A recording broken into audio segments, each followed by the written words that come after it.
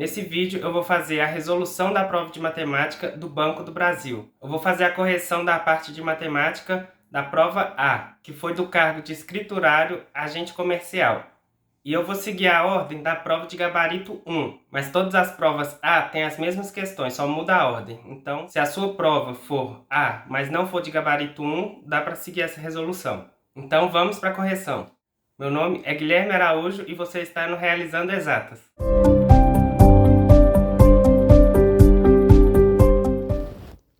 Antes de iniciar uma campanha publicitária, um banco fez uma pesquisa entrevistando 1.000 de seus clientes sobre a intenção de adesão aos seus 2 novos produtos. Dos clientes entrevistados, 430 disseram que não tinham interesse em nenhum dos 2 produtos. 270 mostraram-se interessados no primeiro produto e 400 mostraram-se interessados no segundo produto. Qual a porcentagem do total de clientes entrevistados que se mostrou interessada em ambos os produtos? Essa questão envolve conjuntos e porcentagem. Dá para a gente resolvê-la de duas formas diferentes. A primeira forma seria assim: a gente tem 430 que o problema fala que não se interessou por nenhum dos produtos, 270 se interessou pelo primeiro e 400 se interessaram pelo segundo. Aqui, essa interseção a gente não conhece, então a gente poderia chamar de X.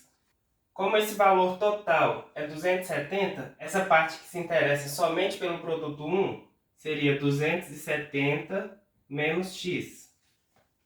E a parte que se interessa somente pelo produto 2 seria 400 menos X. O total a gente tem que é 1.000, então basta a gente somar. Seria 270 menos X mais X.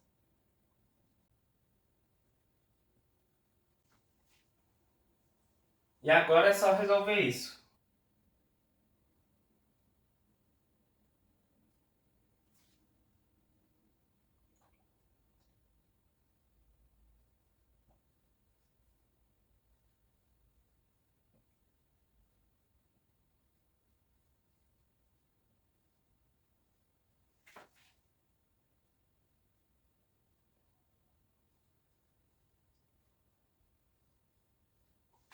Agora que a gente tem o valor de X, a gente pode calcular a porcentagem.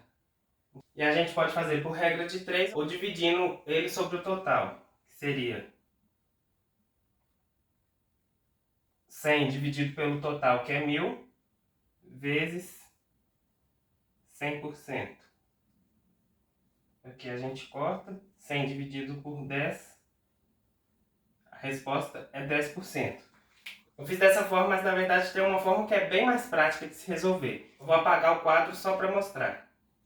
Se a gente for observar, o problema nos dá a quantidade que se interessa pelo primeiro produto, a quantidade que se interessa pelo segundo produto e que não se interessa por nenhum. Não existe interseção entre o conjunto que não se interessa por nenhum com algum desses outros, porque ou a pessoa não se interessa por nenhum ou ela vai se interessar por algum dos dois. Então não existe essa interseção. Então dentro desses 1.000 nós temos esses 430, esses 400 e esses 270. Mas repare que essa parte aqui, que é a interseção, ela está sendo contada tanto quando a gente conta o produto 2, quanto quando a gente conta o produto 1. Ou seja, ela está sendo contada duas vezes. Então, quando a gente soma esses três valores, o que está sobrando é essa parte aqui que está sendo contada a mais.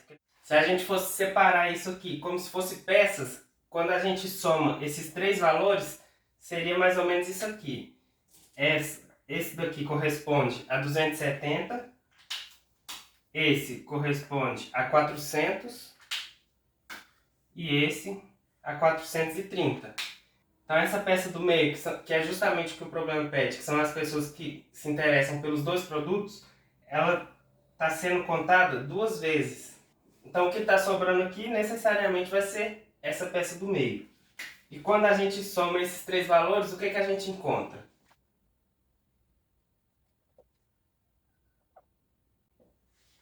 A gente encontra exatamente 1.100. Quando a gente tira os 1.000,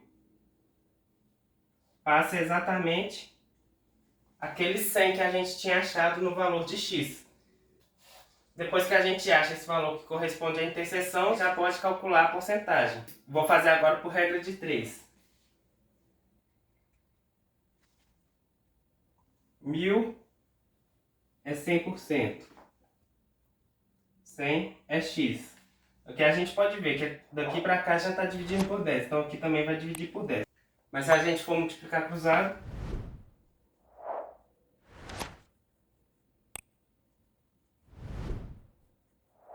para cada zero de cima eu corto um de baixo. Então aqui sobrou 10. X é igual a 10%. A sequência de Fibonacci é bastante utilizada para exemplificar sequências definidas por recorrência, ou seja, sequências em que se pode determinar um termo a partir do conhecimento dos termos anteriores. No caso da sequência de Fibonacci, escreve-se que Tn mais 2 igual Tn mais 1 mais Tn. E, desse modo, pode-se obter um termo qualquer conhecendo-se os dois termos anteriores. Considerando-se o exposto acima, determine o termo T2021 da sequência de Fibonacci, sabendo que T2018 igual a M e T2020 igual a P. Então eu escrevi aqui tudo que o problema nos dá. Ele nos dá primeiro a fórmula de como encontrar o termo N mais 2. Ele nos pede para encontrar o termo T2021. E eu gosto sempre de deixar destacado o que o problema nos pede. Porque senão a gente pode chegar numa resposta intermediária que tenha no gabarito e acabar marcando errado. O problema nos dá também o T2020, que é igual a P, e T2018 igual a M. O T2019 ele não dá. De acordo com essa fórmula aqui, o T2021, como que a gente conseguiria escrever ele?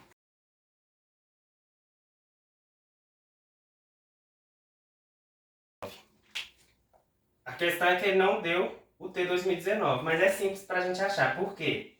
T2020 a gente já sabe que é igual a P. Se a gente usar essa mesma fórmula, a gente pode escrever isso como? O T2020 é igual a T2019 mais T2018. E o T2018 a gente já tem aqui que é M. Então aqui eu já vou escrever direto o M. Então se eu sei disso, eu vou isolar o T2019.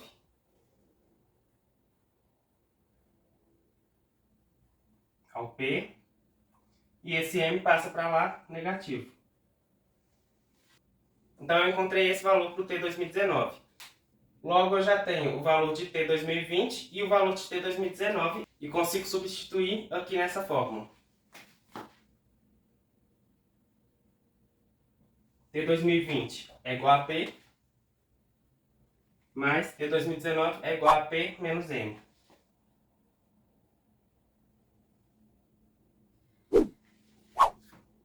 Então T2021 é igual a 2P menos M.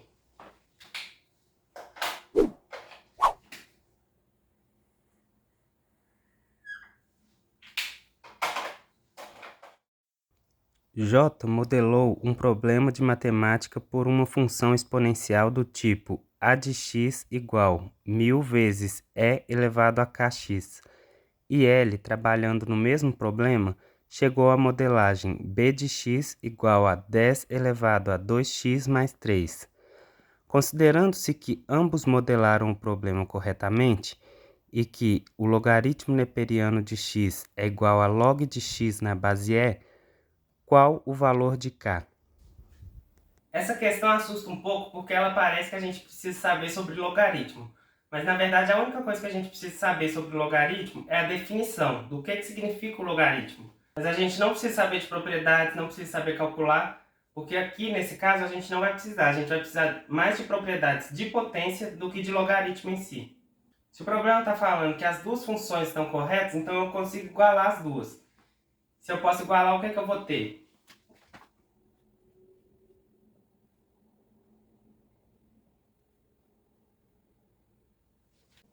E aqui que vai entrar a propriedade de potência. Aqui eu vou escrever como 10 elevado a 3.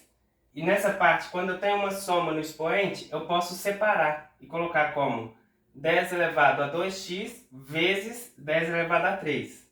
Aí vai ficar assim.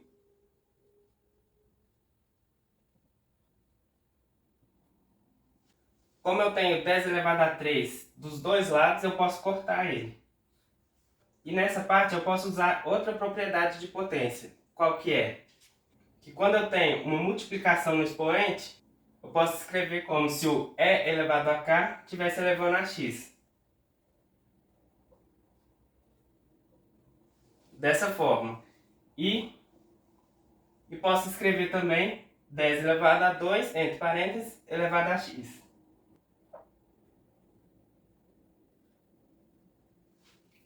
Como os dois lados estão elevados a x, eu também posso cortar esse x. Então eu tenho e elevado a k é igual a 10 elevado a 2. Ou seja, é igual a 100. E qual que é a definição de logaritmo?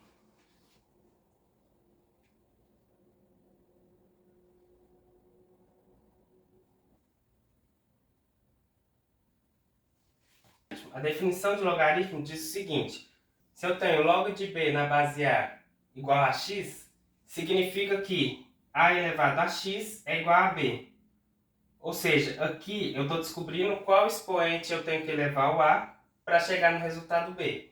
E eu nem precisava saber de logaritmo neperiano, que é esse ln. Porque o próprio problema já me fala que ln de x é igual a log de x na base e.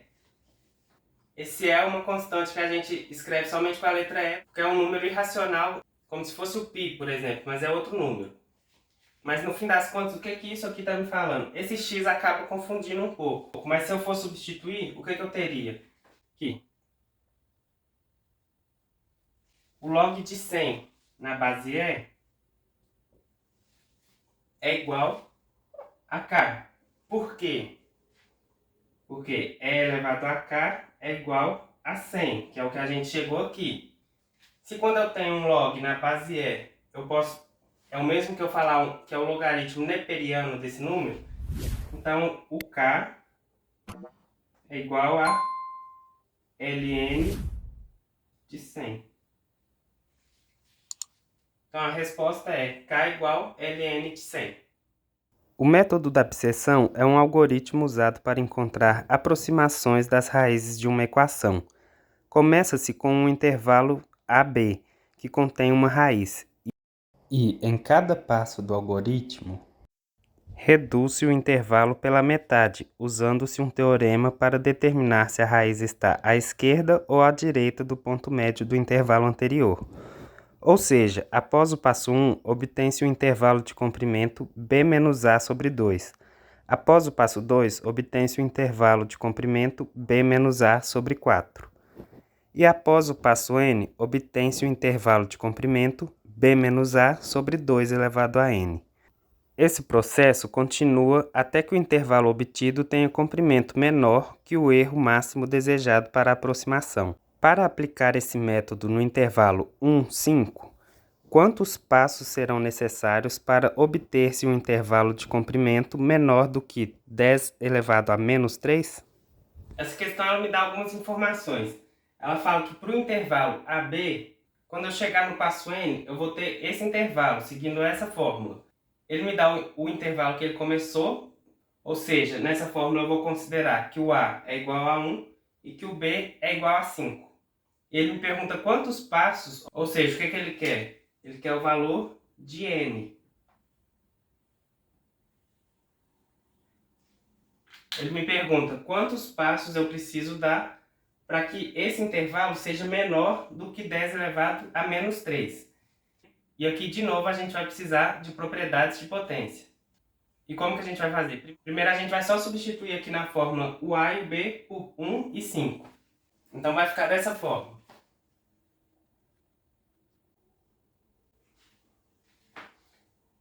Então, vai ficar dessa forma aqui, que a gente acha 4 sobre 2n. 4 a gente pode escrever como 2 elevado a 2. Então, 2 elevado a 2 sobre 2n.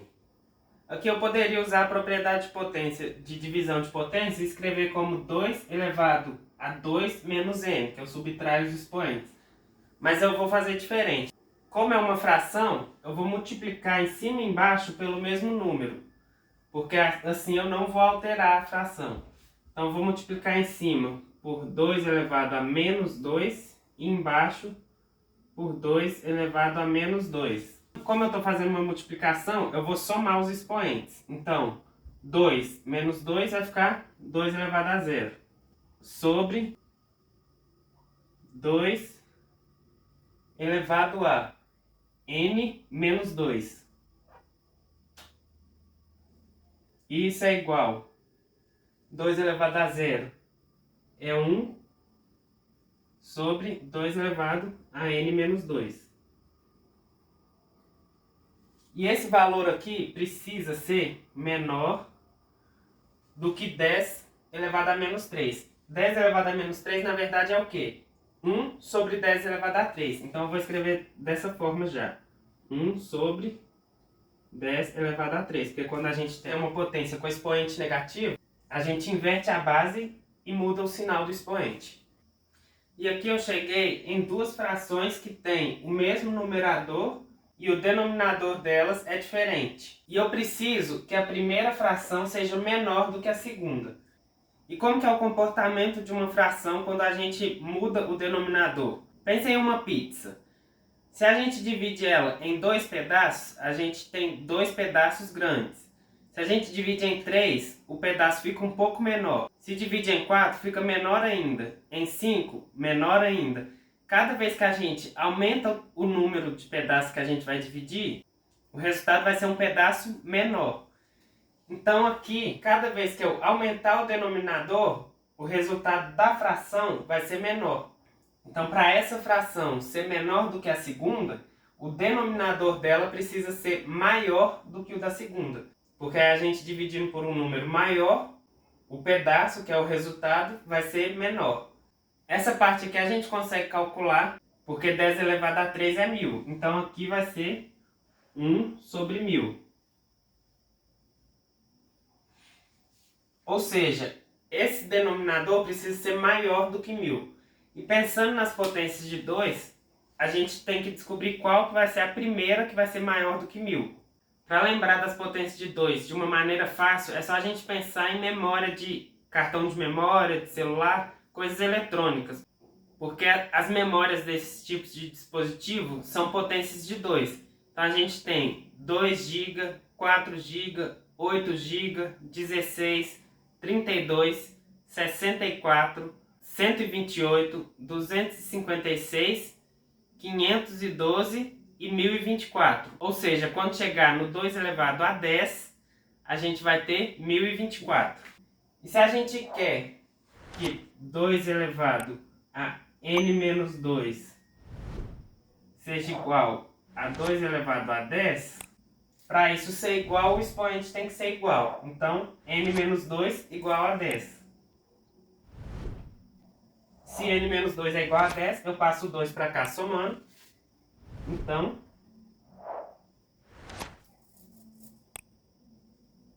e chego em n igual a 12, que é a resposta dessa questão. Uma loja vende um produto em 2 tipos de embalagem: unitária, com 1 unidade do produto, e dupla, com 2 unidades do produto.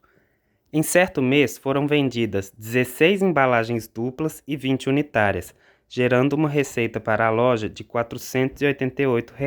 No mês seguinte, foram vendidas 30 embalagens duplas e 25 unitárias, gerando uma receita de R$ 790. Qual foi a porcentagem do desconto dado em cada unidade do produto ao se comprar a embalagem dupla? E essa é a última questão da prova de matemática e eu fiz da seguinte forma. Eu chamei de U o preço da embalagem unitária e chamei de D o preço da embalagem dupla. Eu destaquei aqui o que o problema pede, que é a porcentagem de desconto que deu por unidade. E eu escrevi um sistema aqui de acordo com o que ele me falou, que vendeu 16 embalagens duplas e 20 embalagens unitárias, e isso gerou uma receita de R$ 488. E no mês seguinte ele vendeu 30 embalagens duplas e 25 embalagens unitárias, o que resultou numa receita de R$ 790. Então aqui, a primeira coisa que eu preciso fazer é resolver esse sistema para descobrir o preço da embalagem dupla e o preço da embalagem unitária. Você pode resolver o sistema da forma que você achar melhor, que você se sentir mais confortável, seja por substituição, seja multiplicando por algum número para quando você somar, ele cortar alguma das duas incógnitas e você conseguir calcular a outra isolada, seja da forma que você achar melhor. Aqui eu vou fazer da seguinte forma. A primeira coisa que eu vou fazer vai ser simplificar, para mim não trabalhar com números tão grandes, porque eu acho que a gente perde mais tempo calculando números muito grandes durante a conta toda, do que calculando uma vez aqui para simplificar e depois a gente calcular com números menores. Porque na prova a gente não usa calculador, e calcular com números maiores acaba gastando bastante tempo. Então na equação de cima eu posso dividir todos por 4, mas nesse caso eu já vou dividir por menos 4, porque aí vai ficar negativo e na hora de eu resolver aqui vai ser mais fácil. Então, 16 dividido por menos 4 vai dar menos 4D. 21 dividido por menos 4 vai dar menos 5U. 488 dividido por menos 4 vai dar menos 4 por 4 dá 1, 8 por 4, 2, 8 por 4, 2. Então a primeira eu já dividi. E nessa de baixo eu também consigo simplificar. Todos os números aqui, eles são divisíveis por 5. Então eu vou dividir por 5. 30 por 5 dá 6. 25 por 5 dá 5. 7 por 5 dá 1. Sobra 2. 29 por 5 dá 5. Sobra 4. 40 por 5 dá 8. E por que aqui eu resolvi fazer por menos 4? Porque aí aqui eu já conseguiria cortar e eliminar a letra U. Então o que eu vou fazer? Eu vou somar essas duas equações que eu cheguei. E eu somo número com número, e cada número que tem incógnita com o outro com a mesma incógnita. Ou seja, números U e D. Então, 6D menos 4D, 2D. 5U menos 5U, aqui vai cortar. Igual 158 menos 122, 8 menos 2, 6. 5 menos 2, 3. 1 menos 1, 0. Então, D é igual, o 2 eu passo dividindo, 36 por 2, 18. Agora basta eu substituir esse valor em qualquer uma das duas equações. E eu vou substituir nessa daqui de baixo. Então, 6 vezes 18 mais 5U é igual a 158. 18 vezes 6 a gente faz aqui no cantinho. Então aqui fica 108 mais 5U igual a 158. Eu passo aqui negativo. 158 menos 108 vai dar 50. Então 5U igual a 50. O 5 eu passo dividindo, então 50 dividido por 5, 10. Então o valor da embalagem unitária é R$10. E o valor da embalagem dupla é R$18. Quanto que cada unidade sai aqui na embalagem dupla? Dividindo esse valor por 2, cada unidade vai sair por R$9. Ou seja, eu tive um desconto de R$1, mas o problema me pede desconto em porcentagem. Então, R$1 em R$10, que é o valor do preço unitário, ele corresponde a quantos por cento? Eu divido e multiplico aqui por 100%. Então, 10, eu corto com um zero aqui. 1 vezes 10, 10%. A unidade aqui também vai sumir. Então, eu vou ter 10%, que é a resposta dessa questão. Se você gostou dessa correção, deixa o seu like aqui para eu saber. E para ajudar o meu canal também a crescer, se inscreve no canal se você tiver gostado da maneira que eu ensino. E deixa aqui nos comentários o que você achou dessa correção, se você quiser que corrija alguma outra. Se você achou mais fácil fazer de outra forma, deixa aqui nos comentários. Me desculpe pela minha voz, porque eu estou um pouco gripado também. Então por isso que eu estou um pouco fanho. Espero que vocês tenham gostado. Que Deus abençoe. Até a próxima.